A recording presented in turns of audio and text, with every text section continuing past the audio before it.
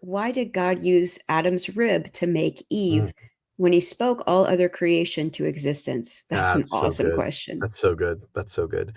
Well, if you do a study on the word rib in the Hebrew, you're going to find that there's a lot of really rich meaning to it. And yeah, we can go ahead and turn there and just look that up. So the idea of the rib has an idea of a root word that we're going to see through the idea of covenantalism. If you study the word for covenant, and we get into the idea of rib, meaning bone of my bone, flesh of my flesh, from my side. And so Eve was Adam's wife, but later we see that marriage in and of itself is a picture, and it's a picture of Christ in the church. And so starting with the Garden of Eden, see, this is so beautiful. Oh my goodness, this is so beautiful. So this just makes me so excited. So when we talk about the Garden of Eden, okay, the Garden of Eden is the first tabernacle. The Garden of Eden is the first temple.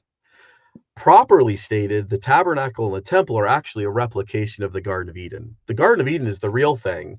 The tabernacle and the temple are a replication trying to get back to paradise. So that would make Adam like the first high priest. So he's in charge of this tabernacle, and from his side his wife is created. Okay, so she's not a separate creation like God could speak her, and he could have spoke her into existence, but on purpose he does not speak her into existence. Why? Because it's a picture that bone of his bone, flesh of his flesh, a part of him, in other words, is his wife, who will be, when Christ comes, a picture of the church. So the wife is the picture of the church, and the church is the wife of Jesus. That's the picture of this. So when I'm performing a marriage or a wedding ceremony, I'm always careful to point this out. The bride is a picture of the church, and the husband is a picture of God, Christ, who loved the church and gave himself for it as a response to his love. Then the church then obeys Jesus, and in this beautiful relationship. Okay, so that's why Wow. Eve has to be from Adam's bone of his bone, flesh of his flesh, because God became man. God became one of us. Because if he didn't, he would not be qualified to be our high priest. That Hebrews makes that clear. Okay, so he has to be man to be qualified to be our high priest. He's not an angel, disqualified. He's a man. God became flesh and dwelt among us.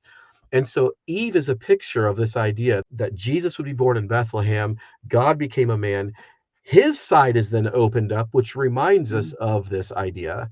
And Jesus on the cross, his side is opened up, his ribs are exposed. That cat of nine tails goes and rips open his side. And out of that death of Christ comes that water of life. Remember, that water flows from his side. And out of his birth, then, out of his death, then, is birthed this ecclesia that he has given life to from his death, burial, and resurrection, which is the picture that Eve was projecting all along. That picture would be broken if Eve was a separate creation. And there's covenantal language with rib and covenants too. We could do another time. They take a little longer.